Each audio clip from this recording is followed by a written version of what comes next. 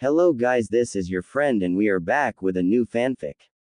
Which is what if Naruto met Yugito during his training with Jiraiya? New Love and Power Awaken, Part 1. And if you enjoy this fanfic then please press the like button and subscribe to my channel for more fanfic like this. And now let's start a fanfic. Naruto and Jiraiya were far away from Konoha. They were in the middle of a green field that was about 100 meters with many trees surrounding it. This made it a good training spot. If they wanted to just practice strictly taijutsu they can do it in the middle of the field. But, whenever they wanted to practice their movement and dodging skills, they can do that in the trees because it would be harder to dodge projectiles when you couldn't see the opponent or where the projectile is coming from. Plus, most ninjas use trees as hiding places and for stealth. Today though, they were practicing a new ninjutsu. Naruto was on the ground panting from exhaustion and overusage of chakra. He was practicing the new ninjutsu that Jiraiya taught him. Naruto, Jiraiya stated in a commanding tone, that's enough for today, if you don't stop you might burn yourself out and won't be able to train tomorrow. Even if he does have the Kyuubi in him, he's been training since 9 o'clock this morning, he is not the Kyuubi and therefore can still overexert himself. The only time he stopped was today was to eat. Let's see, it's about 8, so he's been training for almost 11 hours straight, Jiraiya thought. No, Ero Senin I must get stronger, Naruto struggled to say in a low and weak voice. Stop call me that boy, call me something like sensei, Jiraiya responded with a glare. Naruto just smiled and said, well, it's true. Just as Naruto started to perform his jutsu again, Doden-yo, he heard a huge crash about a half of a mile away. Half-mile away from Naruto and Jiraiya. So, guess you're already here Hidan, said the young ninja. Shut up, just hand over the girl and you won't get hurt boy, I don't have time to be playing games with you, said Hidan in a very voice. I know that you're strong, but you can't take us both on. You're by yourself, what odds do you have? Be smart and just leave, said the young boy seriously. Ha ha ha, was that a joke? You sure know how to make a guy laugh. Guess what? Since you're so proud of your fighting skills I won't even use ninjutsu or genjutsu. I'll purely use only taijutsu and kinjutsu, Hidan said mocking them. You must be kidding. You know can't beat us using only taijutsu and kinjutsu, the young boy shinobi replied. If he wants an early death, then that's his choice, said the young girl shinobi in an emotionless voice. Oh, so the girl talks, wanna try me then? Hidan answered back. Just as he said that he pulled out his weapon, a very large three-bladed scythe. Hidan started running at the girl at full speed. He's pretty fast the girl thought, but his weapon is too slow to hit me. I can dodge his weapon all day if he's just using taijutsu and kinjutsu. Hidan swung his scythe from above in a diagonal direction. The young girl shinobi dodged his attack easily by jumping into the air. Just as she did this her other teammates started doing hand seals and shout, Raiko go Tama no Jutsu. 5 lightning bolts shot out of his hand and started to home in on Hidan.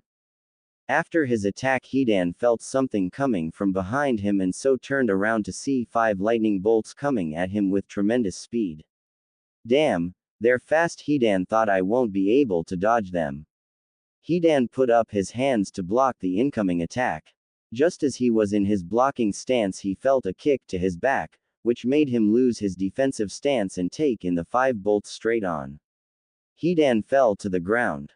Forgot about me, said the girl. Told you, you can't win with just taijutsu and kinjutsu, the man said as Hidan slowly got up.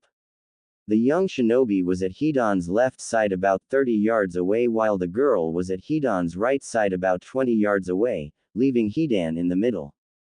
Ha ha ha, I agreed to using taijutsu and kinjutsu only and you decide to use ninjutsu. What weak asses, ha ha ha. But, it doesn't matter because that was nothing anyways, I took that shot on purpose. And to tell you the truth, it was pretty weak. If that's all you have I might as well just be using taijutsu so that I can have more fun. But, I want to end this earlier, so I'll stick to my previous agreement, only taijutsu and kinjutsu, said Hidan. We know you didn't take that shot on purpose, Hidan. Do you think your bluff would work on us? You must be underestimating us, said the young girl. Believe what you want, girl, you'll see what I mean, Hidan said. Ready now. Hidan threw 3 shurikens straight at the girl. She dodged them with ease. She knew it was just a distraction though. As she dodged them, she saw Hidan run up again. What is he doing? He's doing the same attack again, only this time adding shuriken use in the beginning. He should know that it won't work against me. Hidan swung in the same diagonal strike. As he did, the girl easily evaded the attack the same as before by jumping up into the air. As she did this, Hidan threw his scythe straight at her. To her surprise, the scythe was attached to a rope. This still won't work against me, she thought. She easily dodged the scythe by doing a somersault in the air. As she was doing the somersault, Hidan was already making hand seals and shout, Nensho Hoedo Hinotama no Jutsu, burning white fireball. A small concentrated white fireball shot from Hidan's mouth straight for the girl's chest. Oh no, I can't dodge this, the girl thought. She immediately swung her right arm around to block it so that it wouldn't hit her chest. She immediately felt the impact of the jutsu on her upper arm. It burned like hell and she didn't know if she could take much more of the pain. As she was thinking about her pain, she heard a scream down low. Look out from behind, her companion said to her. As she looked behind her, she saw the scythe coming back straight for her. Shit, because of my pain, I forgot about the thrown scythe from before. She attempted to dodge it, but the scythe managed to scratch the side of her stomach. Good thing that didn't hit her head on, or she would have been killed instantly. As the scythe came back to Hidan, he caught it easily with his right hand. He also stood there with a grin. So, you've decided to use ninjutsu after all, said the young boy. Ha ha ha, of course, dumbass, did you really think I wouldn't use it? I don't have this thing called honor. I will do whatever I need to get the job done. The speech was just to get under your skin, Hidan told him. Damn, I would have died if that jutsu hit me straight on, she thought. I won't be able to use any ninjutsu from now on. But, all is not lost, my sensei is still here. We can still take him. Are you alright? The young boy said to the girl. Yeah, I'm fine, responded the girl. They were both on each side of Hidan again, ready to attack. Don't think I've forgotten about you, girl, said Hidan. But, no, you're not alright, it's over. Like I said before, don't think that your bluffs would work on us, the young girl said. I'm not bluffing, Hidan said. As he said this, he licked the blood on his scythe. Enough talk, I'll show you what I mean. Kurigakur no Jutsu, hidden mist technique, Hidan said. As he said this, a very thick fog covered the whole battlefield. Why are you hiding? Are you afraid? Don't think because we can't see you, we won't be able to defend ourselves. You should have had some information on our fighting style already from your group, the boy said. He didn't get an answer. What was Hidan thinking? He knows that we can fight completely in the dark, so why is he using fog to hide himself, the boy thought. A few seconds later they heard Hidan say, release. As he said that, the fog immediately lifted. Hidan was now standing on a weird symbol. It was a circle about 6 feet in diameter with a triangle inside. The preparations are complete, I'll show you why I said it was over. To both of the other shinobi's surprise, he stabbed himself on his leg. As he did this, the girl immediately fell. What the hell did you do? You bastard, the young boy said. Easy, as I take in pain, my opponent does also. That's why I said it was over, Hidan told him. As he said that, he stabbed himself on the stomach and pulled it sideways, ripping his stomach. The girl screamed in pain, blood pouring from her stomach. I'll never let you get away with this, yelled the young shinobi. He recklessly rushed forward. Ha ha ha, good, Hidan thought, just as I expected. Since he's mad, he'll make an error, and when I get his blood also, this would be all over.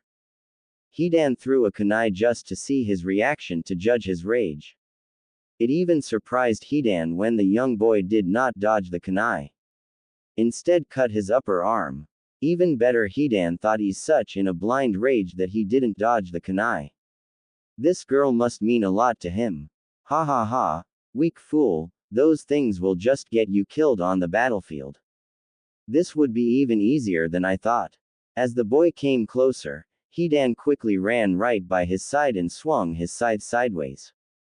The boy dodged the attack by jumping and kicked Hidan right in the face, which caused Hidan to be knocked 10 feet back from the boy. Well, he dodged that one. Did he just intentionally take the kunai to make me think he's in a blind rage? Even though I miscalculated his anger, I can still see that he's mad, so I still have the upper hand. Hidan quickly got up and started swinging his scythe above his head. Now boy, it's over, Hidan said. He threw the scythe at the boy, which the boy easily dodged to the left. Not yet boy, Hidan flicked his wrist and the scythe immediately went to the right and cut the boy across his chest. Damn, the boy thought, how did he change such a huge weapon's direction so fast? I didn't expect that. All I have to do now is get back in my circle and it's over, Hidan thought. As he was running back to his circle, the boy immediately chased after him and punched him from behind. Hidan was hit so hard that he made a loud boom as he hit the tree face first. I didn't think he would recover so fast after that strike. It wasn't a small wound after all, Hidan thought. Even though that hit hurt, it doesn't matter, I've taken more pain than that and besides it's over. As Hidan said this, he felt a familiar chakra coming towards the battlefield. It was two people's chakra, both of which he recognized. One belonged to the legendary Jiraiya and the other to that brat with the Kyuubi. Great. Just great, right when it was about to be over. I won't be able to take them by myself if Jiraiya's is also here. Also, we don't know how much that brat has grown. I might be able to take Jiraiya, but only one-on-one. Well boy, today is your lucky day. Seems like I'll be heading off. Next time we meet, you and that girl wouldn't be so lucky, said Hidan laughing while he was took off. Back at the training ground with Jiraiya and Naruto. Let's go, Jiraiya said. Naruto didn't need him to repeat himself. They started running in that direction to see what the commotion was. When they got there was two ninjas. One was wounded, though he didn't look seriously hurt. He had a deep cut across his chest and small cut on his upper arm, but that would not put him in immediate danger. But they couldn't say that for the other ninja. She was on the ground with a big pool of blood around her. There was a very big burn mark on her entire right arm. It did not look good. Her arm was still sizzling with blood. Naruto guessed she used her arm to protect herself from an enemy's fire jutsu. She was probably too late to avoid it and had to use her arm for protection so that it wouldn't hit any of her more vital parts. Naruto guessed she would have probably been dead if she was hit on a vital spot. There was also a stab wound on her left leg, which was the 3 inches wide which went through her leg. Even though these wounds weren't good, they weren't the worst one. A big slash wound right across her stomach caused most of the blood lost. Naruto could tell she was just hanging by the thread. Jiraiya-sama, I'm so glad you're here, we have no time. As you can see, we were attacked and I really need your help, the man stated to Jiraiya in a worried voice. Naruto looked at the man who had long yellow hair to his waist, which was in a ponytail sort of like Jiraiya's, but very clean instead of messy. He also had blue eyes just like Naruto. He was wearing a short-sleeved black shirt with black shorts. The short wasn't really loose or really tight, it had just enough room for him to maneuver. From his elbows down he had tape his whole arm. His right leg was also taped in the same way. He wore his weapon pouch on his right leg. The forehead protector that he stated he was from the hidden village of Cloud. He was probably 16 or so judging by his looks. He looks very young, but the way he talks with Jiraiya makes it seems like he knows him more on a personal level, so I'm pretty certain that he's pretty strong, Naruto thought. Where's the nearest hospital? Jiraiya questioned the young man. About a mile from here, responded the young man. You lead the way since you know the way, and I'll carry the girl so you can go at your full speed. Hurry, let's go, said Jiraiya. If this was a different circumstance, Naruto would have made a smart remark like, Ero-sanin, we know why you want to carry the girl, but this wasn't the time for that. So with that, the man led Jiraiya and Naruto to the nearest hospital. As they got to the hospital, she was immediately taken into the emergency room. They all waited patiently in the waiting room in full silence. In just 5 minutes, though it seemed like an eternity for the 3 other people, the nurse came back with a grim look on her face. I'm sorry, she said, she has lost a lot of blood and we don't have any blood that can be used. What do you mean? Naruto said in an angry voice, are you saying that you guys don't have any blood in a damn hospital? Fine, you can use one of us if you guys don't want to donate any blood. Blood is just blood, so take one of ours. I'm sorry, the nurse said, it's not that we don't have any blood, it's just that there isn't any blood here that's compatible with hers. Naruto looked confused. So with that, the nurse continued to explain. Well, when you say blood is just blood, that's a mistake, blood is not just blood. You see, if the blood type does not match the original, the immune system of the original body will start to attack the donor's blood. The patient that you brought with you is A blood B type. Normally hospitals have this type of blood around, but as you can see, this is a very small hospital in a small town and most of the inhabitants here have blood type A, B or A. Even if we do have blood type B, it seems that she has a very special type of blood. Naruto looked at the Jiraiya and the young man sitting with Jiraiya. It seemed like they knew this information already. Why isn't the young man giving his blood? Aren't they related or something? Damn, Naruto thought, maybe I was too quick to assume. Maybe they aren't related. Maybe that's why the guy was so grim. This could be bad. Wait, Naruto thought to himself, trying to remember his medical records. He remembered looking at it before after the battle with Sasuke while he was in the hospital. Tsunade wouldn't him leave, so he was bored and decided to look at his medical records to pass time. Wasn't he, Naruto, a blood type B? Yes he was, maybe he could save the young girl. I'm a blood type B, Naruto said. Take some of my blood. It's not just that, replied the nurse, she has a very special type of blood. Naruto was getting mad. Damn, I don't care, what other options do we have? We can't just let her die. This is the only chance we have, so we're going to take it. The nurse didn't want to explain to the angry young boy, so she just sighed and said, all right, let's hurry. After 3 hours, the nurse came back into the waiting room where Jiraiya and the young shinobi was waiting. Jiraiya took a glance at the nurse as she came. She looked a little happier than the first time. This is a good sign, Jiraiya thought. She looks like she's going to be fine, the nurse said happily to Jiraiya and the young man. She'll probably just need rest to heal her wounds, which would take about a month or so. After that she'll be up and running again. Jiraiya and the young man sighed. They both immediately asked the nurse at the same time, where is her room? Just go straight and make a right. It's the third door on the left. She responded. When Jiraiya and the young boy got to the emergency room, they saw Naruto on one of the bed and the young girl on another bed. Naruto put up his thumb and with smiled gave his fox-like grin. We should let them rest, Jiraiya said.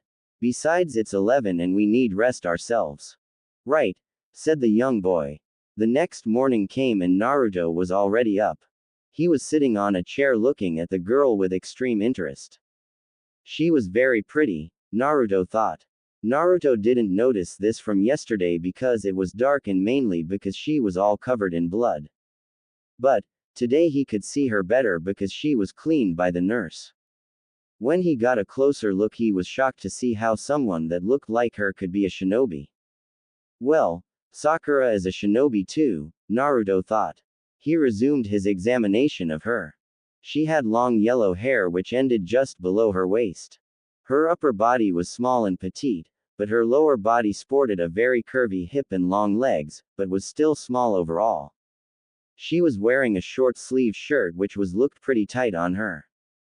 The shirt was also short, ending about an inch above her belly button showing her stomach. Even though the sleeves on the right side was burnt off, Naruto assumed that it was also the same as the other side.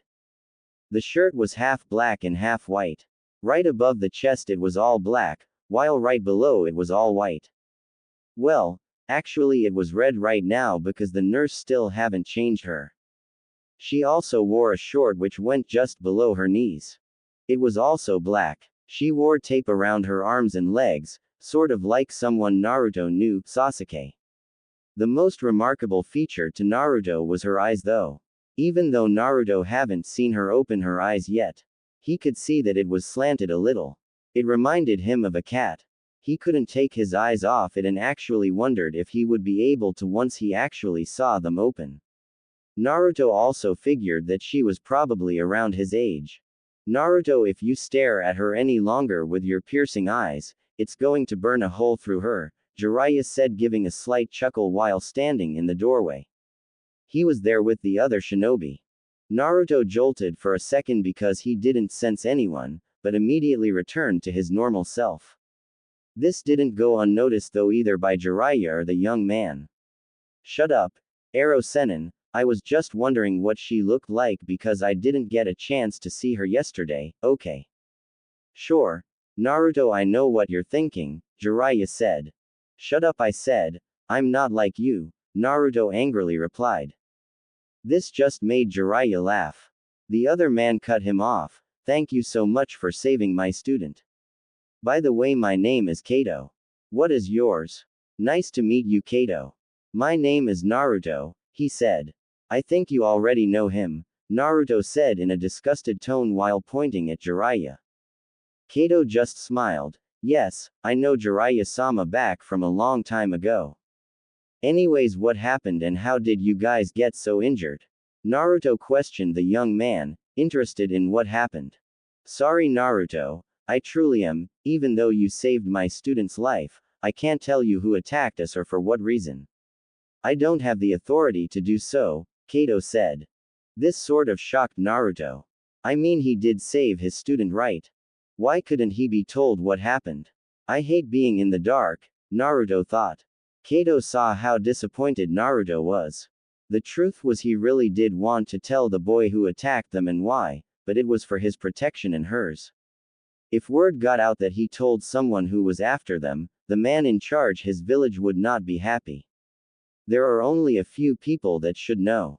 Luckily Jiraiya was one of them, since he was the one that told the Raikage about the group hunting them. Well Naruto, can you stay here and watch our guest? I don't think you'll mind, Jiraiya said snickering. Sure Ero Sennin, Naruto responded. It took a second for his sensei's words to register through his brain. Wait, what do you mean by that? Naruto screamed at Jiraiya who had already left with Kato.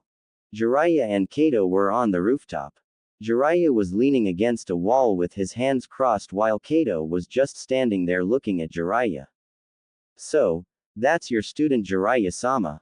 Kato asked Jiraiya. Yes, that's Naruto, the holder of the Kyuubi, Jiraiya answered Kato. He's different than what I would imagine, Kato stated. Jiraiya wanted to change the subject to Akatsuki, so he said, so, they came for you guys already. It was more of a statement than a question. Yeah, it's been only a year since you left with your apprentice and they've already came, Kato responded. To tell you the truth, I thought they would have probably came sooner. Why would you think that? Jiraiya asked. Well, unlike Naruto, Yugito has almost complete control over her Biju, Kato said. And you know how the theory goes, it takes less time to extract a Biju when the person has more control over it. But, another problem is that they can't let the person get too much control or else they would have themselves a harder fight than they want.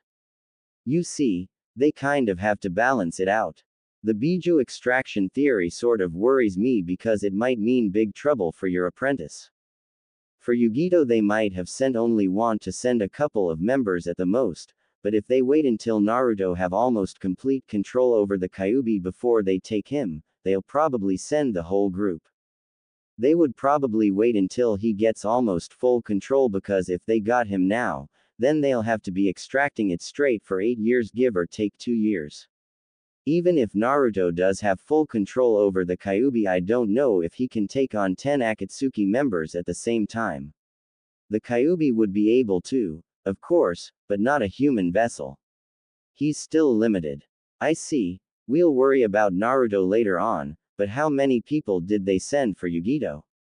Jiraiya questioned the Kato. Well, I couldn't believe it myself, but they sent only one, Kato answered. Wow, they must be pretty confident in their abilities, Jiraiya stated. I'm pretty sure they've already scouted our abilities and thought that he was sufficient enough for the job, Kato said. It was because he stated that he would use only taijutsu and kinjutsu against us. And of course he didn't, Jiraiya adding in a comment. Of course not, they're Akatsuki, they won't care about honor or anything like that. But, still, stating that he would use taijutsu and ninjutsu only points to the fact that they've been scouting us, Kato said with a confused look. I've never sensed anyone close to us when we were training. I don't know how they could have known. Well, Akatsuki does have other methods, you know. Anyways, who was the one that attacked you guys? Jiraiya asked. It was Hidan, Kato answered. At that Jiraiya frowned. Hidan was one of the Akatsuki that he didn't have much information on. Mainly because Hidan was one of the newer members and wasn't notorious for anything that was real big. Unlike some members like Itachi, killer of the Uchiha clan, or Kisame, seven swordsman of the mist, or Sasori, Cage killer, Kakuzu, bounty hunter, Hidan liked to be in the dark more. This didn't matter much to Jiraiya though, he wanted to know more of Hidan's move and fighting style. At least he'll be getting some information on him now. What's his fighting style? Jiraiya questioned Kato. Well, he uses a large scythe to attack. It's pretty slow, but it has a very large range and he also throws it. The scythe is attached to a rope so he can also change its direction real fast after throwing it. That was how I received my wound. Also, after getting an attack in, he does this weird ritual and attacks himself. I'm pretty sure that his technique requires the blood of the opponent because he didn't start his ritual until he had scratched Yugito. It does seem like he also damages himself when he attacks himself, but it seems like he doesn't care about his injuries. Immortal maybe? Jiraiya asked. Maybe, Kato answered. Well, that's all there is in his attack style, Kato told Jiraiya. Jiraiya frowned. Great, another immortal guy that they had to face. Well, I really do have to thank Naruto though, because if you guys weren't here, Yugito would have died definitely even if I was able to get her to the hospital, Kato told Jiraiya. The blood transfusion, right? Jiraiya said, more like a statement than a question. Yes, no one else could have done it, Kato responded. Even though I'm her brother and we have the same blood, she's a carrier for a demon. The only other blood than she can receive is another person that has a demon within them. Unlike the Kyuubi, the Nibi doesn't have regeneration power. She would have been doomed. Well, she would need a long rest to recover because of this fight. Of course, all the things about demon's blood and demons Jiraiya had already knew, but he let the young man tell him anyways. The young man probably felt good that he was of help to one of the legendary two. Remember back when he would tell Sarutobi about information Sarutobi already knew. It made Jiraiya feel good when someone else would listen to his new knowledge even if it was old news to the listener. It was just the act of listening that made people feel better. Well, I feel real sorry for Naruto because I can't tell him all this. He probably hates me. I mean, after all, he did save Yugito's life, and to be left out in the dark like that, Kato said in a sad tone. Jiraiya laughed. Don't worry about it. I know you can't tell people. I'm pretty sure that he's pretty mad, but just treat him to some ramen and he'll forgive you. Really? Kato said with new hope. He liked making friends and didn't like to offend people, especially if he owed them something real big. Well, it might take more than a bowl or two, but he'll understand, Jiraiya said. Well, then I'll treat him whenever I can just to show my forgiveness, Kato said excitedly. Stupid arrow senin, Naruto thought, I'm not like his perverted. Naruto was mad because Jiraiya didn't hear his last statement when he and Kato left. He was still looking at the girl on the bed, not as intensely this time. It has been 5 minutes since Jiraiya and Kato went outside, but 5 minutes of doing nothing seemed like an eternity for Naruto. Hurry up, something happen. Stupid arrow senin and stupid Kato come back. This is boring stuff. Just as he was thinking that he saw that the girl was waking up. The girl felt a strong pain on her stomach. She could also feel her right arm in tremendous pain. Her leg was also in pain, though not as much as her stomach and arm. She just lied back down and looked to her left where she saw a young man sitting across from her. He had short yellow hair, probably about 3 inches or so, which spiked in every direction, and big blue eyes. He was probably a little taller than her, she guessed. She couldn't tell because he was sitting and she was lying down. What he was wearing though was the weirdest outfit she saw. He was wearing an orange jacket that was blue near the top and a bright orange pant. Was he really a ninja? She thought. Judging by his forehead protector, he was a ninja and he was from the hidden village of Leaf. Do people in the hidden village of Leaf all wear this? I mean, it's not very good for camouflage. Maybe he's a very strong ninja who wore what they want because they can get away with it, she thought to herself. She put that thought out of her mind though. What interested her the most were the marks on his cheeks, 3 whisker-like marks across his cheeks on each side. Almost like a cat, no too short to be a cat, like a fox, she thought. Judging by the way he was sitting in his restlessness, he probably watched her until she got better. Overall, she thought what an interesting looking guy. Not knowing what to say, she said, hello, my name is Yugito. What's your name? Naruto snapped out of his daydream. Oh hello, I'm Uzumaki Naruto. You're probably wondering what happened. Well, I was just practicing in the woods when me and Arrow Senin heard a loud bang and decided to follow the source. When we got there, you were real injured, so me, Arrow Senin, and Kato took you here to the nearest hospital. Naruto decided not to tell her about the blood transfusion because she might be freaked out if she found out that she was given some demon blood. Yugito then remembered her fight with Hidan and what happened. She was sure she was dead. Maybe this guy is real strong. I mean, the only way I'm alive is if he killed Hidan, right? Plus he already met Kato, so I guess he can't be an enemy. So with nothing else to say, she asked, so did you kill the guy that we were fighting? No, he took off before me and Arrow Senin got there. Naruto said with a sad smile. But, we'll get him for sure for doing something like this to a person. Well, it didn't matter, Yugito thought. As long as I'm alive and they didn't get the Biju, then it's okay.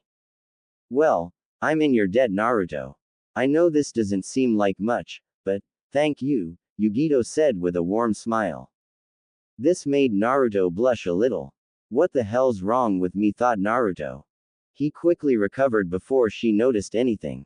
It wasn't a problem, me and Arrow Senin were just there at the right time. I'm pretty sure anyone else would have done the same thing, Naruto said with a happy smile. Actually no, Yugito thought, they wouldn't have done the same thing, and maybe you wouldn't have done the same thing too if you knew what was inside of me. But, for some weird reason she felt Naruto would have still did the same thing if he knew what was in her. This thought didn't matter though, and she pushed it out of her mind. Naruto noticed the sad look on her face. Sorry, did I say something wrong? Naruto asked with a concerned look. Yugito, not knowing she had a sad face, quickly put on a smile and said, oh sorry, it was nothing at all, I was just thinking of something. Okay, Naruto said. Are you sure though? Yes, I'm certain, Yugito relied in a happy tone. Just then, Jiraiya and Kato returned back into the room. Hello, I see that you are up, miss, Jiraiya said. Yugito didn't know this person, so she said, oh hello, you must be the arrow Sennin that Naruto was talking about. After hearing this, Jiraiya smacked Naruto real hard on the head. OWWW, that hurted arrow Sennin, Naruto said with an angry look in his face.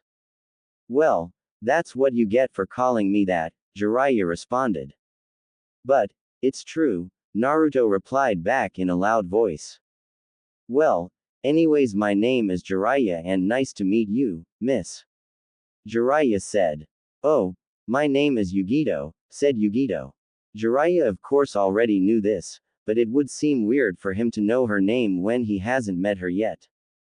Jiraiya, you mean, the legendary Jiraiya? She questioned with a longer emphasis on the one and only. How's that brat? Pointing and smirking at Naruto. Naruto just frowned back at him and replied, still doesn't change a thing. No wonder why I was saved. This was Jiraiya, one of the legendary Sennin, she thought. I've never seen him before and I have only heard of his name, but I don't know, he doesn't look that strong to me. Looks can be deceiving though, oh yes it can. Just take herself for example, she doesn't look all that strong, but she knew that she can beat most people. After thinking this, she concluded that this was indeed the legendary Sennin. So, her first intuition of the young boy must be right, he must be pretty strong. He is training with the Sennin after all. But still, even when you're strong, camouflage is still a good thing to have, she thought. She really wanted to see just how strong he is. Itching to find out how strong he was, she asked Naruto, if you don't mind me asking, Naruto, how long have you been training with Jiraiya? About a year now, Naruto responded. Why did you want to know? Oh, it's nothing, just wondering, Yugito answered. Naruto thought that this was a pretty out of the blue question, but said nothing about it. But, Kato and Jiraiya knew what Yugito was thinking and just smiled. So, he hasn't been training with Jiraiya for that long yet, Yugito thought, but still, Jiraiya must have seen something in that boy to teach him personally. Well, guess I'll never know. Oh, I'm so sorry, Jiraiya same, where are my manners? I forgot to thank you for rescuing me, Yugito said politely. Don't sweat it, Jiraiya replied. Well, should we get something to eat? It's nearly 12 and I'm hungry, Kato broke the conversation between everyone. Remembering what Jiraiya had told him, he said, I say we should get some ramen. My treat, since you guys did kind of saved Yugito here. Naruto didn't budge at this. He still kind of wanted to stay in the room, but didn't know why. What the hell's wrong with me? Naruto thought. I want some ramen, but I also want to stay here for a while. Am I going crazy or something? It must be the blood transfusion effect. Yes, that's what it must be, Naruto concluded. Jiraiya noticed that Naruto wasn't his usual self. At the first word of ramen, Naruto would be happier than a kid that just received what they wanted for Christmas. What's bugging our little friend? Jiraiya thought to himself. Then it clicked. Oh, I see, I see. He just smiled inside and said, yay, let's get going. You coming or what, Naruto? Of course, Arrow Sennin, Naruto replied. That sucks that you can't come with us, Yugito, Kato said to Yugito. It's okay, Yugito said with a weak smile. As Naruto, Jiraiya, and Kato was leaving, Yugito didn't know what she was feeling, but she sort of didn't want them to go. Weird, she thought, I've never had this feeling before. Must be the after effects of yesterday's fight, yes, that's what it must be. Ramen shop. As they prepared to order ramen, Naruto forgot all about his weird feelings in the hospital room. All he could think of now is ramen. What kind of ramen? Pork, shrimp, beef, miso, chicken, so many difficult choices, Naruto thought. Well, I guess I'll just have 3 bowls of each selection. Yes, that would work. Yes, Naruto, that is correct. The hidden village of Leaf and the hidden village of Cloud were at war during the Great Shinobi Wars, but I met Jiraiya after the war, Kato responded. And even though our nations were at war does not mean that the people would have to hate each other. I understand that Jiraiya-sama is just following his orders and he understands that I'm just following my orders. It doesn't matter though because I met Jiraiya-sama after the war ended and when he became a wanderer writing his fantastic novels. Naruto snorted when he heard fantastic novels. Fantastic, yeah right, more like perverted. Well anyways on to the story. It was back a couple of years ago and my mother was doing some shopping in town. Me and my father couldn't accompany her to the grocery stand because we were on a mission during that time. It was just a little after my graduation from the academy so my father was still sort of worried for me. Also we thought that nothing would happen because the grocery stand is so close to our home. That's when 4 ninjas grabbed my mom and took her to the alley.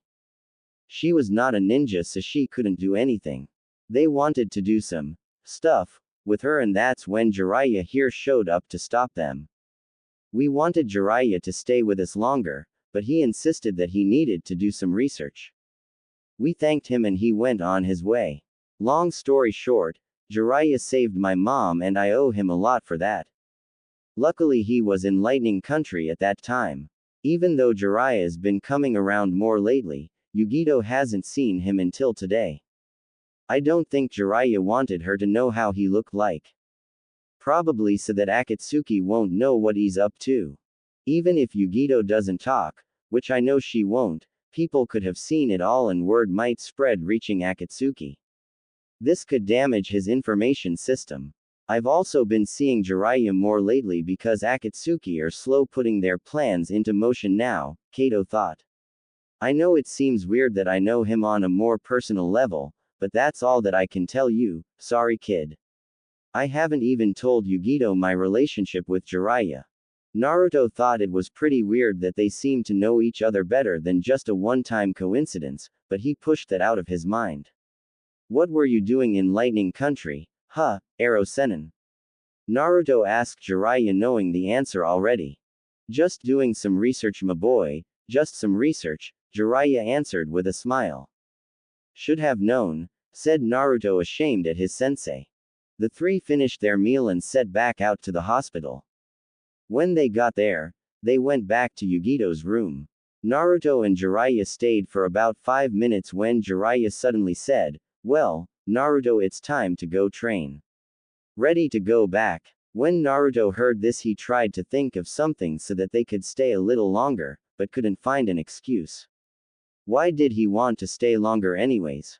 Naruto thought, oh yeah I forgot, it must be the stupid blood transfusion. I must get stronger so I can get Sasuke back and defeat Akatsuki. As Jiraiya and Naruto left the room, Yugito said, thank you again Naruto-san and Jiraiya-sama.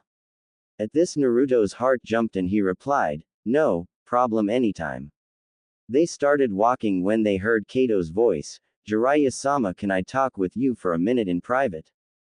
Jiraiya turned and said, Naruto, wait here. Damn, left it out in the dark again, Naruto thought. This turned his previously happy mood because of Yugito's comment, into a slightly angry mood. You know Jiraiya, I have never seen my sister act at this before. She's never been like this around a person, Yugito said to Jiraiya. It makes me happy that she can actually feel these things. I used to always wonder if she would ever feel anything like this. I mean she's been trained to be a shinobi ever since she was little because of her problem. The only thing she knew was to be a shinobi, she was told to not have any emotions since she was little. She followed those rules for her whole life. She also didn't have any friends while growing up, but she did have a family. Well, you already know that all that remains is just me now, but she grew up with a family when she was little.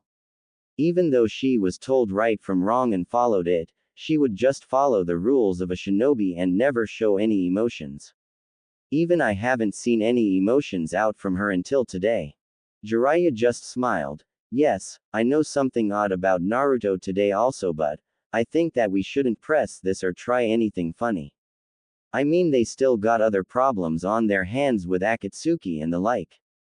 Another thing like this could send their minds out of control. If it happens they'll make it happen by themselves. Yes, I know, but I just wanted to tell you, Kato said. Yes, I'm no, but we gotta get going. Okay, see you in a while, Kato, Jiraiya said. See you, Jiraiya-sama, Kato said. Timeline: 8 months after the hospital scene. Jiraiya couldn't believe his eyes, but Naruto has almost learned every jutsu that's useful. What can he teach him now? Well, he could teach him genjutsu, but Jiraiya knew that he sucked at that also, so wasn't any point in trying to teach him if the teacher isn't an expert in it also. Then there's taijutsu. Jiraiya was pretty good in taijutsu, but he knew there were better people. It's not saying that his taijutsu sucked, he could keep up with Guy, that's for sure, but he knew he wasn't the best. He wanted Naruto to get the best training he could get. Also, Naruto's fighting style suited taijutsu more. His favorite move is still the Kage Bunshin, Shadow Clone, and with a real good taijutsu, this combo would be deadly. Jiraiya on the other hand liked to trap his opponents in ninjutsus first or use it as a distraction and then use taijutsu if necessary. He made up his mind. Jiraiya didn't like it, but it was the only way. Who knows, it might even make Naruto stronger after this happened. If this goes right, he could get real strong. This might even make Naruto on even ground with him. Also, even though Naruto has been increasing dramatically, he still had one thing that held him back. Experience. Naruto wasn't tested on the field yet. Jiraiya was pretty certain that Naruto could handle it because he has shown remarkable mission success when he was in Konoha, but it still did not amount to much experience at all. With this in his mind, he called over to Naruto. Hey Naruto, Jiraiya screamed at a Naruto who was 30 yards away practicing his ninjutsu. What arrow Sennin? Naruto screamed back. Come here, Jiraiya screamed. Naruto went over to Jiraiya mumbling something while walking slowly along the way. This better be good, I was still practicing. Well, you know how you want to bring back Sasuke and all that, right? Jiraiya said. What does Sasuke have that you don't? Jiraiya asked his student. Naruto thought, what did Sasuke have that he didn't? He never felt inferior to him, so it can't be anything that has to do with skills. Then it came to him, the only thing Sasuke has over me for a shinobi is his Sharingan, which I can never get unless I pull a Kakashi, which means I'll probably have to take it from Sasuke, which I don't want to do, Naruto answered Jiraiya. Correct. Also one of Akatsuki that is also after you have the Sharingan, Jiraiya added. Then he proceeded, what's probably the only weakness that the Sharingan have? Jiraiya asked his student. Naruto thought to himself, weakness. Sharingan. Those two words did not go together in one sentence. Then it hit him, he remembered seeing Lee beating Sasuke with taijutsu. Well, the only weakness that I have seen the Sharingan have is against taijutsu. It would still be able to copy the movement, but if the person is not fast enough, then their body won't be able to react in time even if they saw it coming, Naruto answered. Correct. Jiraiya said smiling. You're going to teach me taijutsu? Naruto asked happily. Well, not me, but I know a person who is a real good taijutsu expert, maybe even better than Guy, Jiraiya said. No way, thought Naruto, better than Guy sensei at taijutsu. Wow, I have got to meet this person. He must be one hell of a fighter. Lee would probably argue that it can't be true. Hee, can't wait to fight him. Let's go meet him then, Naruto said happily. His only two thoughts were, a person who might be better in taijutsu than Guy teaching me taijutsu, and his other thought, I wonder what he looks like. An old man, a girl, a real buff guy. Well, then you ready to go? It'll probably be a month or so from here if we walk, if we run it'll probably take 1 week or so, Jiraiya stated. Then the boy and his sensei took off. Timeline. 2 weeks later. Stupid Arrow Sennin, stopping at the local bathhouses, Naruto thought. We could have been there a lot sooner. Are we there yet? Naruto asked his sensei. Yes, you see that mountain, it's near the top of the mountain, Jiraiya said to his student. You must be joking, Naruto thought. He looked at the mountain. This mountain was huge. It must have been 30,000 feet high, Naruto estimated. And plus, he saw dark clouds with lightning strikes coming every minute or so. This was not good. Could he even reach the guy before he died? Naruto thought to himself. Don't tell me you're scared now, Naruto. What happened to the brave ninja who never backs down? Jiraiya said, knowing how to push Naruto's buttons. As Jiraiya said this, all of Naruto's fear went away and his courage stepped up. Of course not. I, Uzumaki Naruto, will never back down from anything. He's so easy to manipulate, Jiraiya thought while smiling. If he thought it was hard looking at the mountain, it was actually harder climbing it. At first it was pretty easy, Naruto thought. Then as they climbed in elevation, Naruto found that he couldn't breathe as well due to the low oxygen levels. He was starting to become lightheaded, plus it was getting cold, and he wasn't thinking right. Another thing was those damn lightning strikes. Sometimes they would almost hit him and he would have to be agile enough to move out of the way. Hey, Ero Sennin, couldn't we have just waited until the storm passed? Naruto asked. Well, if you want to wait for an eternity, then that's fine by me. This storm never stops, Jiraiya said. As they continue, Naruto was really losing it. He didn't know if he could keep going. Just when he thought he was out of chakra and oxygen, he heard Jiraiya say, "We're here."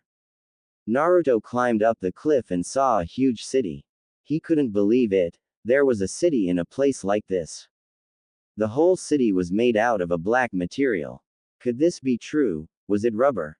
Naruto thought. How did they shape it into such beautiful shapes? Unlike the buildings in Konoha, most of these buildings had a cylinder base with an oversized teardrop on top. There were also white rods sticking out all over the place. Even though he couldn't see much, he also saw dozens of white lights shining out of the windows. This illuminated the city into a small glow. It wasn't really bright, it just had a soft glow to it. What do you think? Jiraiya asked his student. Naruto couldn't answer. All he did was give a low, amazed, type of whistle. Let's go, said Jiraiya. As they reached the gate, they saw a shinobi standing guard. State your purpose and reason for coming to the hidden village of Cloud, said the guard. I'm Jiraiya and this is my student, Naruto. We are here to see a friend of mine, Jiraiya told the guard. I'm pretty sure I gave him my message already. Proceed, said the guard.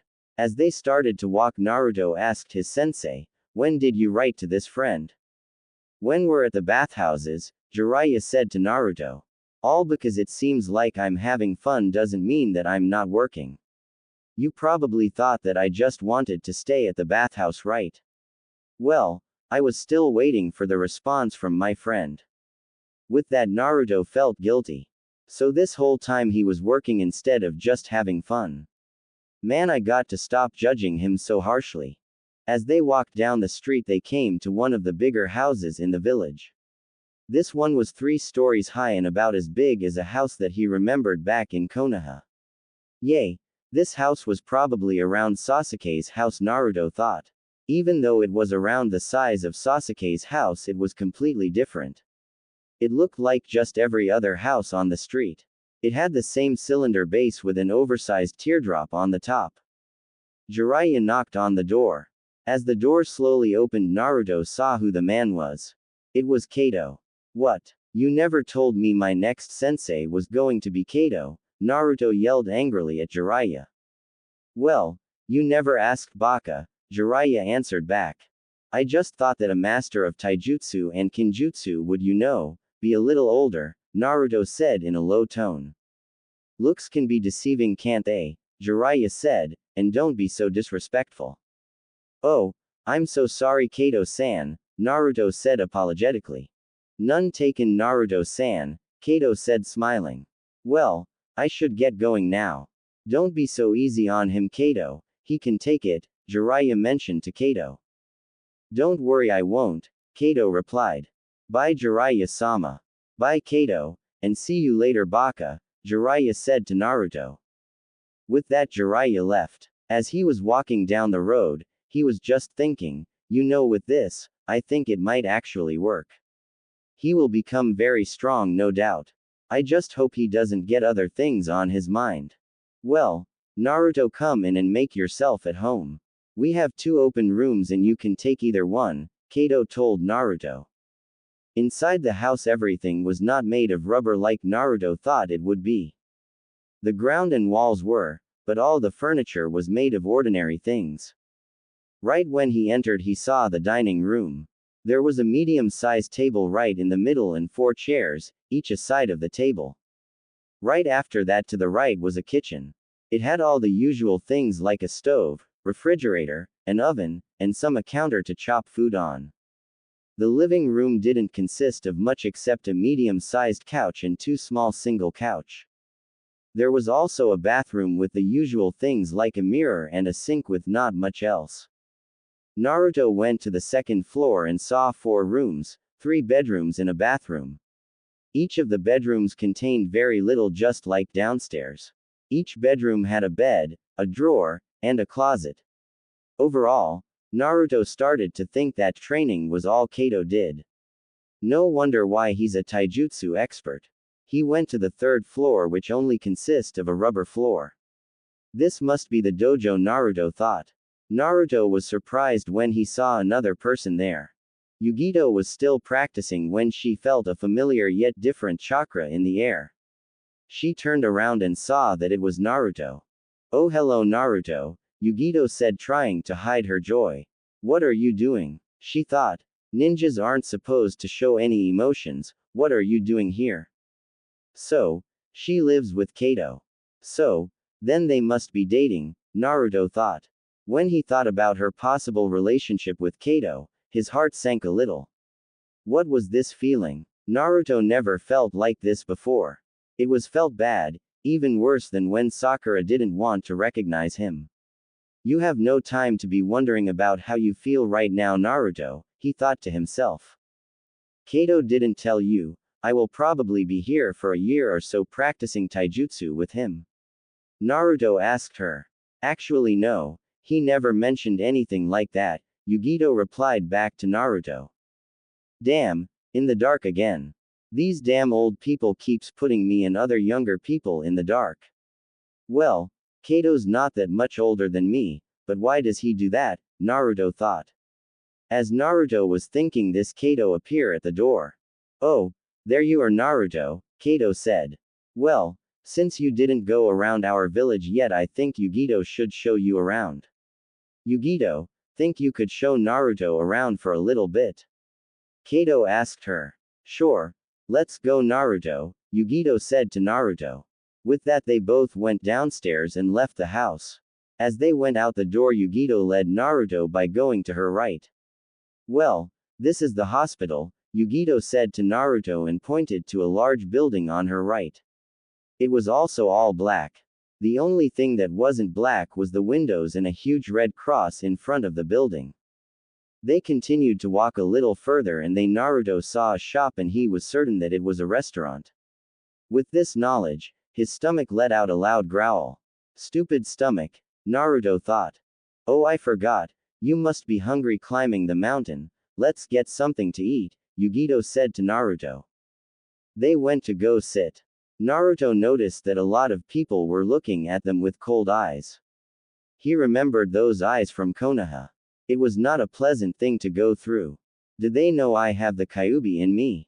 Naruto thought. Ero Sennin wouldn't have told them, so why are they looking at me with such hatred and fear in their eyes?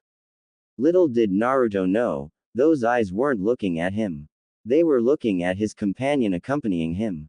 They took a seat and even though there weren't a lot of people, Naruto noticed that it took forever for the waitress to even serve them. Damn, I forgot Ero Sennin took all my money again and spent it at the bathhouse, Naruto thought to himself.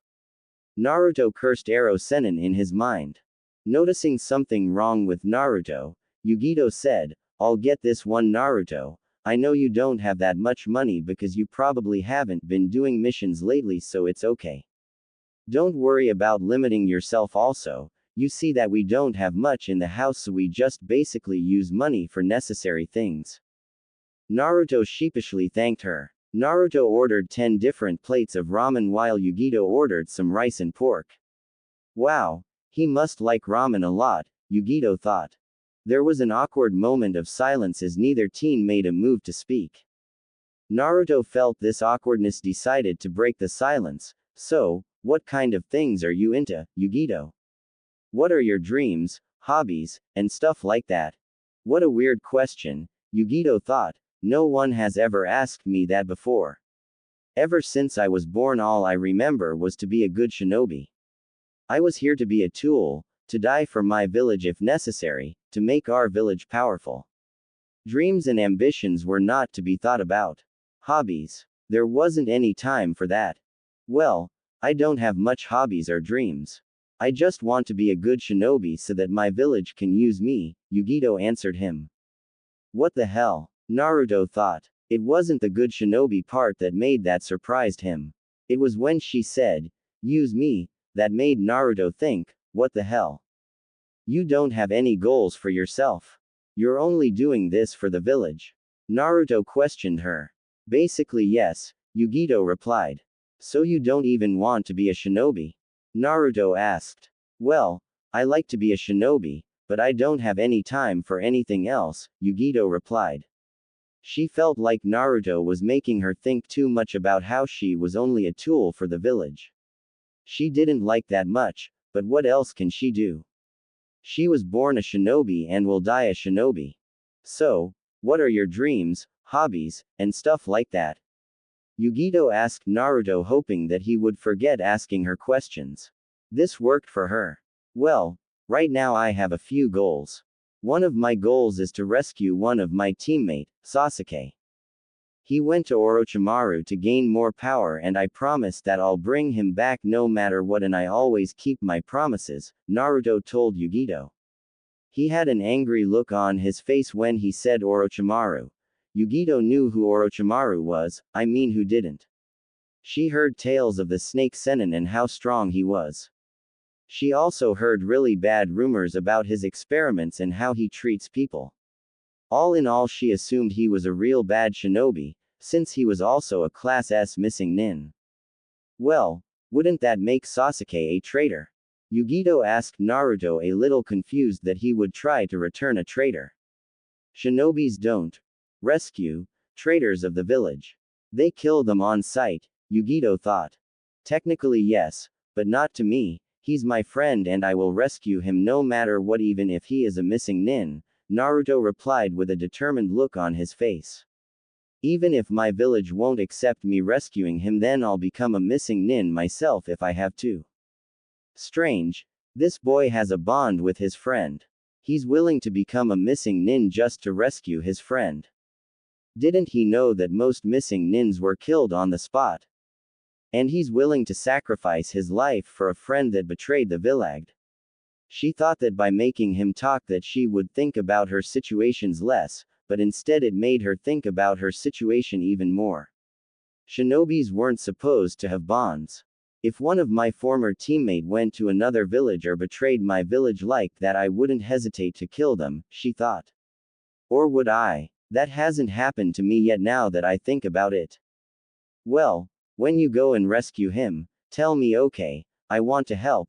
This slipped out of Yugito's mouth before she even realized what she said. What the? Why did I say that? This was none of my concern. Did his value of friendship affect me too? Got to get the affection off. Why did I want to help him on his retrieval of his friend? Was it because he looked so determined when he said that he was going to rescue him? Please say no, so that you won't put me on the spot to decide it later, she hoped. Naruto's face lit up and answered, of course, I'll send you a message whenever I go retrieve him. That's a promise. Damn, that's bad, now I'm stuck in a very bad situation. He also said, that's a promise. Unlike most shinobis, I feel that he keeps his promises. I'll just hope he doesn't contact me or that he forgets when he goes, she thought. My hobbies are training and ramen. Yes, I love ramen, Naruto continued, interrupting her thoughts. Well, I can see that, Yugito thought. Oh yay, I'm going to be Hokage one day, that's my main dream. I want to protect everyone in my village with my strength, Naruto said to Yugito, thinking that she would laugh at his dream. To his surprise, she didn't. She just answered, "That's a nice dream, I wish I can do something like that." "Well, I believe you can if you put your mind to it," Naruto told her in an encouraging tone. "No, not in this village. You don't know what I have in me, and for them to let me become Raikage, I just don't think it's possible no matter how strong I get," Yugito thought. "Really I do," Naruto insisted. Yugito just smiled weakly. They finished their meals and got up to go. As they left, Naruto could feel all the stares at them as they walked out the restaurant. They made a right and continued their journey. It took about 5 minutes before she stopped. "This is the training area where we practice taijutsu." She pointed out to the big empty field. There was only one thing, a big fighting stage that was made out of stone. This place reminded Naruto of something, and he decided to ask Yugito, "How come the entire village is made out of rubber?" Naruto asked her, "And why are there small rods everywhere?" "Well, as you can see, there is a constant thunderstorm here, so everything is made out of rubber so it wouldn't conduct any electricity. The rods, or what we call lightning rods, are another defense against the lightning storms. It attracts electrical currents to it and dissipates it into the ground," Yugito answered. "So, why aren't there any rubber or rods here?"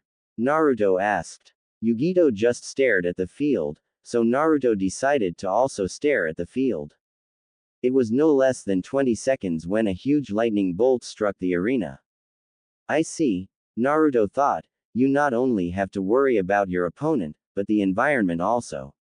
You don't even necessarily have to have a training partner if you just come out here. You can just come here to practice and make your reactions faster. And oxygen is also really thin here, so when I go back down to normal sea level, it'll take me longer to get tired." With this thought, Naruto couldn't wait until he started training. It was getting a little late, so Yugito decided to take Naruto back home. As they reached Kato's house, they went in and saw Kato on the couch. Kato asked, "So, you show Naruto around?" "Yes, I did," Yugito replied. Kato nodded and said, "Let's talk about your training, Naruto. First off, I don't really know how good your taijutsu is. Jiraiya-sama told me that it's above average, and I do believe him, but I want to how good you really are. Let's go upstairs." When they reached the 3rd floor, Naruto asked, "So, you're going to fight me?" "No, I can't really assess you if I'm fighting you. I want you to fight Yugito," Kato said. He couldn't be serious, could he? Naruto thought. I mean, she's a girl. I don't really want to hurt her or damage her. Besides, she treated him earlier today in the restaurant when she paid for his ramen. The last thought made Naruto really not want to fight her. With this news though, Yugito looked more cheerful. Finally, I guess I do see how strong you are, Naruto, she thought to herself. Kato assessed Naruto's features and could tell what he was thinking. Don't worry, Naruto, you can go hard on Yugito. She can take it. Naruto still wasn't sure what to think. Okay, Naruto said. Okay, since I just want to assess your taijutsu, I want you to use only strictly taijutsu, okay? Jiraiya-sama said that you like to use Kage Bunshins in your fighting skill, so I guess you can use Kage Bunshins also, since you'll be using taijutsu when using your Bunshins. Okay, start, Kato said. Naruto got into his defensive stance. I still don't really feel like attacking her, Naruto thought. Sensing something was wrong with Naruto, Yugito said, Naruto, don't worry about me, seriously. I want to fight you at your best. This, however, seemed to have no effect on Naruto. She could still sense that he didn't want to attack her. Well then, he'll change his mind after I hit him a few times, she thought. Naruto was still in his defensive stance. Okay, here we go, where is she? As he thought that, there was a deep pain on the right of his stomach. Yugito had went right behind him without him noticing and gave him a good right hook to his right side just below his ribs. Naruto bent over to his right to hold his ribs when suddenly he felt another punch, this time on the right side of his head. This sent him up to the air about 2 feet. Yugito has just given Naruto a hard right uppercut to the face. She then did a right roundhouse kick while Naruto was still in the air, which connected to his backside. This sent Naruto flying 5 feet ahead of her, where he landed on the ground chest first. "I told you, Naruto," said Kato while having a small grin, "if you worry too much about hurting her, you're going to get hurt." Naruto spat out some blood to the floor. "Goddamn, what the hell is going on? I couldn't even see her. She was probably as fast as Lee with his gates." "Okay, calm down, Naruto, you can keep up with the speed. It was just that you were worried about hitting a girl and that's why you were caught off guard." Naruto stood back up. Naruto gave his fox-like grin to Yugito. "Okay, I'm sorry for taking you lightly because you were a girl, Yugito. I won't hold back now." "Okay," Yugito said with a smile. To Naruto's surprise, it wasn't a smile like that time Neji had him almost beat, or the type of smile that says "I'm better than you" like every time Sasuke smiled. It was a warm smile that said, "That's all that I asked for in the first place." Girls are really weird, Naruto thought. Yugito ran straight at Naruto with her full speed. Being ready this time, Naruto saw her coming. She threw a left hand at Naruto's face, which he blocked with his right hand. Naruto saw her other hand coming and grabbed her wrist with his left hand and proceeded to pull her towards him.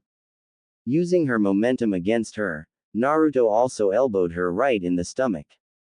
While still holding onto her right wrist, he kneeled down, put the back of his neck right under the side of her stomach. He proceeded to lift her over his shoulders and dropped her hard on the floor. Naruto still had a firm grip of her hand and still hasn't finished his assault on her. He was proceeding to punch her in the face, but instead was kicked on the side of his head with her left foot before he connected. This made him lose hold of her wrist. Naruto dropped to his knees and she proceeded to roll away a few feet away from him and jumping back to add another few feet between them.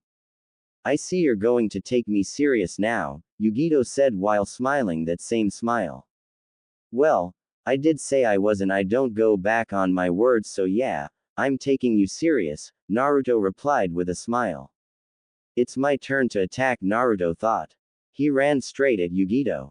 She started to think, he can't be serious running at me straight on, can he? As Naruto closed the gap to a couple of feet, he put his 2 index fingers and 2 middle fingers in a cross. "Kage Bunshin no Jutsu," said Naruto. Just then 2 clones appear by Naruto, one on the left and one on the right. The clone on the right immediately did a right roundhouse sweep kick when it popped into existence. Yugito barely had time to react to the clone. She managed to jump up to avoid the hit, but as she did this she noticed the other clone starting to wind up his right hand ready to punch her lights out. As the punch came, she grabbed the clone's forearms and used it like a high bar. With the skill of a gymnast, she swung herself forward and with both of her legs kicked the real Naruto right in the face, which sent him flying back a few feet. "Nice try, Naruto," Kato thought, smiling, trying to send her airborne so she would have less defenseless mobility, "but I don't think that'll work against her." As he fell to the ground, he thought to himself, "Damn, this girl hits hard." He didn't have much time to worry about that though, because he could feel that her chakra was getting closer to him. She almost stomped on his face with her left leg, but Naruto managed to roll just behind her before she could stomp him. As he was getting up from his roll, he gave a hard right hook to the back of her right hamstrings, right under her buttocks. Well, that wasn't a good spot to hit, but oh well, she was already recovering, and if I went for the side of stomach or face, I'm certain she would have blocked it, Naruto thought. He tried a left roundhouse kick to her face, but she was already recovering from the blow to her leg and saw his kick coming. Yugito grabbed Naruto's leg and threw him across the room to the wall. Immediately after she threw him, she ran after him ready for another assault on him. As Naruto was about 4 foot to the wall, he crossed his fingers in a cross again and said, "Kage Bunshin." The clone appeared with his back against the wall, his 2 arms stretched out ready to catch Naruto's feet. As Naruto pressed his foot against the clone's hand, he jumped forward. The clone also pushed Naruto forward to propel his speed faster. Not thinking Naruto would use his clone that way, Yugito was surprised at his speed, and Naruto was already too close for her to block, dodge, or counterattack. She received a welcoming surprise. Naruto pulled back his left hand and with all his strength swung it hard right to her face. His fist connected with her face cleanly. She couldn't even attempt to soften the impact by adjusting her body position. This sent Yugito back a few feet. How's that? Naruto thought. You got me in the face twice and I finally got you back. He didn't want to admit it, but that felt good. Blood was running down Yugito's nose and her lips. She was dazed by the hit and was slow to get to her knees. As she was trying to get up, Naruto had already made a bunshin behind her and it grabbed her into a full Nelson. Without her arms, Naruto thought, she wouldn't be that harmful. He walked up to her ready to punch her again. As he got close, she swung her legs upward. Not this time, girl. I knew you were going to do something like that, Naruto thought, and proceeded to grab her ankles between his armpits. She was now in midair with Naruto holding her ankles and the clone holding her upwards in a full Nelson. Because he got her ankles under his armpits, he could still perform seals. He created another clone and the clone elbowed her hard in the stomach. She tensed up in pain when the blow came. As the clone came down for another strike, she used all her strength in her abs, chest, arms and legs to lift up the clone that was holding her in a full Nelson. This made the two clones hit each other and they both puffed. The real Naruto was still holding her ankles. Yugito swung herself upright while Naruto was still holding her ankles and forced most of her weight forward so that she could make Naruto fall down. It succeeded. Naruto was falling to the ground with Yugito on top of him. When Naruto hit the ground, he also felt a large impact that also landed on his shoulders. It was Yugito's knees. Naruto's holding attack has cost him dearly. His shoulders were now under her full weight and she had the advantage of being on top of him. Naruto struggled, but couldn't manage to get her off. Yugito continued to pound Naruto's face, each blow feeling like he was being struck by a metal pole. I can't even defend myself or move so that I could soften the impact, Naruto thought. Each punch that she threw connected cleanly. When she got up, she put out her hand to help Naruto up. Naruto was in a daze and accepted her hand. To his surprise, she didn't have a face like she was superior to Naruto in any way, unlike so many people had when Naruto was down. She still had her genuine smile. That's good, Kato commented to them both. Yugito, could you clean up the blood that you guys made? Yes, sensei, Yugito replied. Come Naruto, I want to talk with you, Kato said. Naruto followed Kato downstairs and into one of the bedrooms. He wasn't dazed anymore, but now his brain was thumping like it wanted to jump out of his head. You did very good with your first taijutsu match with Yugito, Kato told him. Yeah, do you mean how I got my face punched in? Naruto was not in a good mood, considering he just got beat up by a girl in taijutsu. No, that's not what I meant. I really mean it. Most people that goes up against her in strictly taijutsu don't even land a punch on her, Kato responded, hoping to uplift his mood. Well, I had cage bunshins helping me, Naruto said, pointing out that he had to use bunshins in his tactics. Yes, he did hit her without his cage bunshins, but when she was still testing to see if Naruto was serious or not yet. Oh yay, and that one time where I almost punched her butt, Naruto thought, a slight blush coming to his face which quickly went away, got to apologize to her for that. Most of the time that he managed to hit her were due to his cage bunshin strategy. This did not help his mood. Well, they were still using taijutsu, Kato said. I was going to start you with the more basic level of taijutsu, but I can see that we can skip that and start on the more advanced form. Jiraiya-sama also told me that he wanted you working on some missions while you are here. I'll talk with the Raikage about that. I'm pretty certain that he wouldn't mind. You'll be going on missions with me and Yugito. Great. Going on missions with someone that bested you, was all that Naruto was thinking. He put that out of his mind though. That's good to hear, he said. Back in the dojo, Yugito was cleaning the blood while thinking of her match with Naruto. He certainly was strong, no doubt about that. I wonder if I can take him if it wasn't just strictly a taijutsu match, she wondered to herself. Even though I can also use ninjutsu and genjutsu, I'm pretty certain he has an advantage over me in ninjutsu. From what I've been reading, Jiraiya same is a great ninjutsu user and a very good taijutsu user. If he learned a lot of ninjutsu from Jiraiya-sama, then I'm pretty certain that he has me beat in that category. Where did he learn his taijutsu from though? Was it Jiraiya-sama or did he pick it up himself? It seems to not have any form, like he's just going on instinct. If he learned this mostly by himself, then he'll be a very good ninja after the training. She made a small smile. This was the few times she ever made a genuine smile. Naruto was getting ready for bed when he heard a knock on his door. "Come in," Naruto said. He saw Yugito come in and said, "Oh, hi." "Hello, Naruto," Yugito said. "I just wanted to say that it was fun sparring with you." Fun? Right, it was fun pounding my face in, Naruto thought. But he could also see that she didn't fare so well herself. Thanks to Kyuubi's healing power, he did not look as damaged as her. Unlike him, her face had a deep blue color to it. The pretty face had a big blue mark right in the center thanks to Naruto. It was a large blue bruise the size of Naruto's fist. He truly did feel sorry for what he did. "I'm sorry for punching you in the face, oh and Anyer," he was going to say but couldn't find himself to say it. She smiled and said, "No, it's okay, that was fun. It's get boring after fighting sensei for a long time. Our moves are too similar, but the only other people that would fight me is way below my level, so it's not much fun either. You, on the other hand, are pretty skilled in taijutsu already. I hope we become good friends." With that, she put out her hand for Naruto to shake.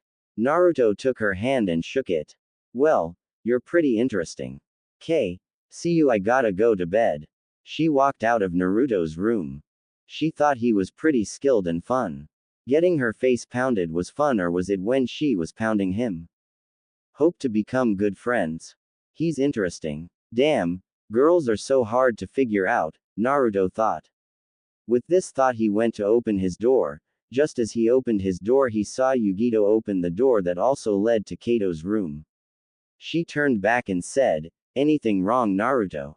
Naruto, seeing this, just said, "Oh, nothing, I was just going to say that it was fun." With that, he smiled and she smiled back. Naruto closed his doors and went back on his bed to think. What am I thinking? Of course she's Kato's girlfriend. He said that they had 2 bedrooms open and there were only 3 bedrooms. Where else was she going to sleep? Nice to show your appreciation, Naruto. A guy's willing to teach you taijutsu, and here you are thinking about how you're feeling about his girlfriend, Naruto thought. From now on I won't have any of these feelings anymore. I gotta focus on what's at hand. As Yugito entered her bedroom, which she shared with her brother, she was interrupted by her brother, who was already lying on his bed that on the other side of the room. What do you think of him? Kato asked her. Well, he pretty good in taijutsu. I'm sure he'll become a very good ninja after training a while with us, Yugito responded. That's not what I meant, you know what I mean. Yugito, I can see it in your eyes when you look at him. You're always smiling when you're with him also, which you rarely do. I mean, it's pretty easy to see, Kato commented with a small grin. Yugito tensed up at this. I don't know what you mean, Kato-sensei. She tried to hide her emotions. Ninjas don't have emotions, how can my brother know? Am I that obvious? The truth was, she didn't know what to think of him. The way that he carried himself was unlike any shinobi that she knew. Not only in the way that he dressed. He never tried to hide his emotions, and judging by the little talk she had with him in the restaurant, she figured that he really valued friendship. Shinobis weren't supposed to have friends. It's a reliability on the field if the enemy knew who your friends were. They can use your friends as bait. What's even worse, both of you could die because of that. Also, He made her think of stuff she never thought about before, like friendship and goals. She did not like this. When are you going to stop calling me sensei and start calling me brother? Kato said, interrupted her thinking. We've already went through this. Even though I'm technically your sensei, it'll be better if you called me brother. I mean, we're pretty much at the same strength except that you're still rank lower than me. Yes, she would also be a Junin with her current strength, but since she's a Jinchuruki, the village wanted to protect her more and therefore lower her rank so that she can't accept the harder missions. Also, if she released some of her Biju powers, then he was certain that she was above him. He knew that keeping her rank lower wasn't for her protection though, it was for the protection of the village. If the vessel was killed, then the village's defense would be down. But, why am I even bothering if she calls me brother or not? Kato thought to himself. She's never going to call me brother. She was taught that shinobis don't have bonds, and if she admitted that I'm her brother, then it'll be admitting to having a bond. I know she would do anything to protect me, but her calling me brother would probably never happen. Well, I'm not going to push it out of you to call me brother, but anyways, good night, Yugito, Kato said to her. Good night, sensei, Yugito replied. As he lay on his bed, he thought, should I tell her that Naruto is also a Jinchuruki so that she wouldn't feel so alone? No, it's not my right to do that, it's their right. With that thought, he fell asleep also. During his 1-year stay at the hidden village of Cloud, Naruto has been doing some missions with Kato and Yugito for the village so that he'll have some money to spend. Naruto didn't chase after his feelings that he had. He had only one goal in mind during the time in the hidden village of Cloud, to get stronger. Whenever he had free time, he did non-stop training in taijutsu. He felt that he was probably one of the best taijutsu users now. He was almost equal with Yugito and Kato. But, time flies by and it was finally time to leave. He said his goodbyes and went down the mountain to meet his former sensei. When he reached the bottom on the mountain, he saw that Jiraiya was already there waiting for him. Hey, Ero Sennin, glad I didn't have to wait for you, Naruto said in a happy voice. Ready to go home, brat? Jiraiya asked him. Naruto couldn't wait to go home and see his old friends. With that thought, he made a huge smile. If we hurry, we can get back to the hidden village of Leaf in 2 weeks, Jiraiya said to him. With that, they started their journey home. 2 weeks had passed and they were at the front of the gate. What is your purpose for coming to the hidden village of Leaf? The guard asked. Well, I live here and I've come back to be Hokage, so let me through, Naruto responded in a loud and obnoxious voice. The guard just looked at him. Well, he did have a leaf forehead protector. He proceeded to look at the other man. To his surprise, he realized that it was Jiraiya. When he noticed this, he said, Oh, sorry Jiraiya-sama, I didn't know it was you. You may pass. The door opened and Jiraiya and Naruto went through. Oh, sorry Jiraiya-sama, I didn't know it was you, Naruto said in a low mocking voice, copying the guard. Stupid guard, Naruto thought. Boy, does it feel good to be home. Man, am I hungry. I'm going to go eat some ramen first, then I'll probably go say hi to all my friends. So many things to do, Naruto thought. To Jiraiya's surprise, Naruto wasn't even loud in his return, or Naruto didn't even try to pull a prank. Was it the missions that he did in the hidden village of Cloud that matured him? Jiraiya thought. He sure has grown up. He could see that Naruto was happy to return though. Hey Naruto, I'm going to give a report to Tsunade. You probably won't see me after this until I have some new information on Akatsuki and the likes.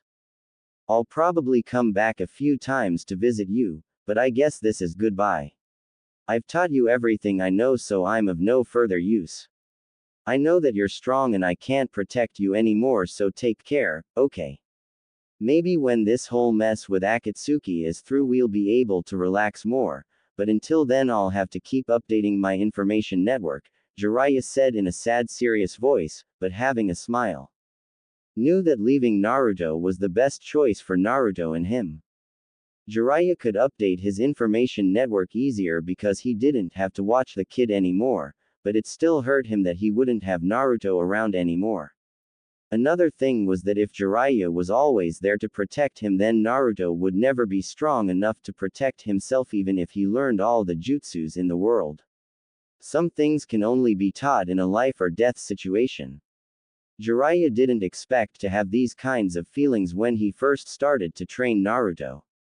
"Thank you so much, Jiraiya-sensei," Naruto mentioned in a low sad voice, knowing that he won't be seeing the hermit that much anymore. Naruto calling Jiraiya-sensei almost made him cry. "Okay, stop the mushy stuff, I got to go," Jiraiya said.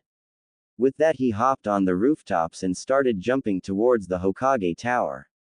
Naruto hadn't even passed the second block when he noticed one of his friends.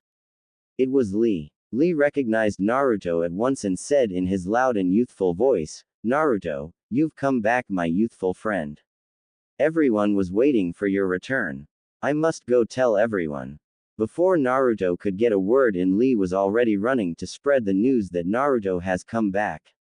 Naruto just scratched the back of his head. As he continued to walk down the lane, Naruto saw his old friends coming towards him. There was Hinata, Shino, Lee, Shikamaru, Ino, Kiba, and Neji. Naruto was sort of disappointed that Sakura wasn't there. Naruto waved at them. When they came, he greeted them all. "Hey Hinata, Shino, Lee, Shikamaru, Ino, Kiba, Neji." They all greeted him also. Hinata just blushed and pointed her two forefingers together and managed to mutter a, "Hello, Naruto-kun." Naruto noticed she changed her jacket into a purple and white jacket. It was purple in the middle and white on the sleeves. The main difference was her hair, which she grew out longer. She also managed to grow in places that Naruto liked. Shino didn't say anything to Naruto. He just nodded his head at Naruto. Shino hasn't changed much also. He grew a little taller and had a jacket with a hood that he kept over his head. Lee still wore the same green spandex. The only difference was that he was wearing a vest with it now. Shikamaru said in his lazy tone, "Hey Naruto, how's it been?" Shikamaru also had a Chunin vest now.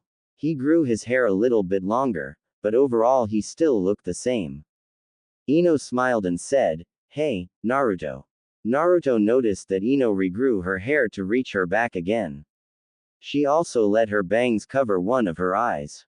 She was still sporting the purple shorts and shirt. Kiba said in a loud voice, "Since you're back now, I can have my rematch, right?" With that Naruto responded, "Haha, sure Kiba. It doesn't matter though because it'll be the same result." Kiba just replied, "Dream on Naruto." Naruto looked at Kiba and he ditched his jacket and wore a lighter jacket this time around. It was dark blue in color. It didn't have a hood like his old one. Right by his side was his dog, Akamaru, was very big now. He reached Kiba's waist. Neji said in his monotone voice with a small smile, "Glad to see you Naruto, I would like a rematch as well." Neji was the one that changed his clothing the most. He wore a long white robe. Also he didn't keep his hair in a beanie anymore. Ino looked at Naruto and thought, wow, he sure has changed. Naruto wasn't only taller now, but had a more concentrated look on his face now. He ditched his orange jacket and wore a black and white short-sleeve shirt. Above his upper chest the shirt was all black while the lower half was white. He also ditched his orange pants and had on a black shorts that reached his shins. His arms and legs were wrapped with tape. Ino noticed that he was a bit taller now and lost some fat, replacing it with some muscle. Shikamaru was the first to talk after the introductions. "Long time no see Naruto. The others are still on their missions, so you'll probably meet up with them later, and Sakura's coming down right now. She was at the Hokage's tower, so it'll take her a while to get her. Lee already told her to meet us at Ichiraku bar. Let's go then." When they reached the ramen bar, it was a tight fit, but everybody got in. Of course Naruto ordered the most ramen out of everyone there. "So, what has everyone been doing?" Naruto asked the group. Neji was the one that answered, "Well, me, Shino, Sakura, and Shikamaru are Junins now. Lee, Ino, Choji, Hinata, Kiba are Chunins and Tenten became an Anbu. We've been doing nothing much, just some missions here and there. What about you, Naruto? What have you been doing? And why would you receive personal training from a Sennin? Everyone in the group wanted to know this. Only a few people in the group knew about the secret about the Kyuubi. Shikamaru figured it out after Naruto left, but didn't tell anyone because he thought that it was Naruto's right to tell everyone. Sakura found out after digging through some of the Hokage's documents. Other than that, no one else knew. Naruto knew one day that he would have to tell them, but decided that this wasn't the day. Well, Neji, I guess that Jiraiya just saw something in me and wanted to train me, Naruto said. This wasn't the best lie, but it was the only thing that Naruto could come up with. The whole group knew he was lying, but since this was his first day back they let it slide. As for you other questions, I've been training mostly with Jiraiya, Naruto said. For 3 years straight, Kiba asked. Yay. Just about, Naruto lied. He didn't want to say that he was training with shinobis from another village because if word got out then he knew that there could be a possible chance of him getting kicked out of the village. Especially since the hidden village of Cloud and the hidden village of Leaf had no alliance. He knew Tsunade wouldn't mind, but it was the council that he worried about. If they got word of it, then they could cause a problem for him. He decided he would tell his friends later in a more private place. Sakura appeared and gave Naruto a real happy smile. Naruto, I'm so glad you're back. Naruto answered back, it's nice to see you too, Sakura. Naruto noticed that Sakura also grew her hair out again, but not as long this time, only to her mid-back. She also wore a shorter short and a smaller shirt. She was shorter than Naruto now. This was weird, I thought I would be much more happy seeing her. It's not that I'm not happy to see her, it's just that I thought I would be getting butterflies or something. Sakura was the only girl that I've fallen in love with, right? Then how come my feelings for her is the same as when I met my other friends? Naruto thought. Just then a shinobi with sunglasses appeared behind them. Tsunade-sama request an immediate meeting with you, Naruto. Alright. Guess I'll see you guys later, Naruto said to his friends with a huge smile. As he was walking out of the ramen stand, he noticed that Shikamaru also came out. Mind if I talk with you, Naruto? Shikamaru asked. Go ahead, Naruto said. Why did you lie to us about the Kyuubi? Shikamaru asked. So you know, Naruto said. Yes, so far only me and Sakura knows about the Kyuubi. I figured it out while Sakura figured it out by reading some documents that she shouldn't have, Shikamaru told him. How did you figure it out? Naruto asked curiously. Well, right after you left I started to do some thinking. I always wondered why every adult in the village hated you so much.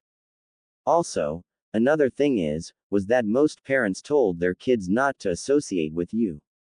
I remembered mine did. I also remembered that your birthday was on the 10th of October since Iruka-sensei would always take you out that day. Also the Kyuubi attack was on the same day as your birthday. We all knew that the 4th defeated the Kyuubi, but it always left out how he defeated the Kyuubi. So, because I was a Chunin already by then I could check out some more detailed information. I looked up how he defeated the Kyuubi and it said he used the Shikifujin, Death God. Normally this would kill the user and the target, but when done to a demon it just seals it. Since a demon can't die it has to have a vessel, in this case I figured it was you because of the way the villagers treated you, Shikamaru said. You're just too smart for yourself, you know that. Well, what do you think of me now? Naruto asked. What do you mean what do I think of you? You're still the same person I know.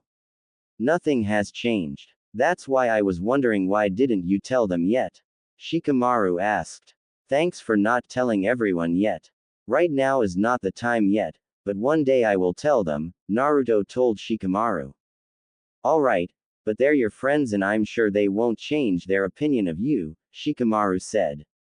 With that he left Naruto and returned back to the ramen stand to pay for his food. As Shikamaru reached the ramen shop, his friends were discussing Naruto. So, what do you think of Naruto? Ino said to Sakura. Well, he has matured, that's for sure. He doesn't seem that loud anymore and hasn't pulled any pranks yet. I thought when he returned there would have been some fireworks or something, but he just returned in a normal fashion. It looks like he has a lot on his mind right now, Sakura answered her friend Ino. Yes, I can see that he's hiding something from us. It's not a small problem either, Neji commented. Why would he do that? Why would he want to keep a secret from us? He knows he can trust us and that we'll be there for him, Kiba questioned Neji. Exactly, Neji said. Explain, said Kiba in a confused voice. Well, the way I see it is that Naruto is trying to solve his problems by himself. He knows that if he tells us his problems, we're going to try and help him. It must be something huge for him not to tell us. In his view, he's trying to keep us safe by not telling us, Neji answered Kiba. That a real stupid way of looking at things, Ino said loudly. Yes, I would agree with you, but this is probably how he sees it, Neji said. Something big is coming up. I'm guessing that someone or something very dangerous is after Naruto's life. So you know what's happening then? Lee asked Neji. Well, I don't the full story, but it's just pure guesswork right now. Remember, these aren't facts, just analyzation right now, Neji said. Well, explain it to us then, Kiba snorted. He hated when Neji acted all high and mighty because he could analyze stuff easier than him. The whole group was giving their full attention to Neji. I don't know why, who, or what is after Naruto, but I'm certain of this. They must be very strong. Naruto's been training with Jiraiya for 3 years, right? Knowing him, he probably trained all day and night each day without rest. He's probably the strongest one out of us right now, Neji said. With that, Kiba gave a fake yawn. No, I'm serious, Kiba, he's probably stronger than even me or Shino here. Shino nodded in agreement. Even though Shino knew that he has improved tremendously, he knew that Naruto was stronger. He had been training under a Sennin for 3 years. He also knew that Naruto would not slack off. Not that Shino did, but it just seemed like Naruto could go train for days without rest.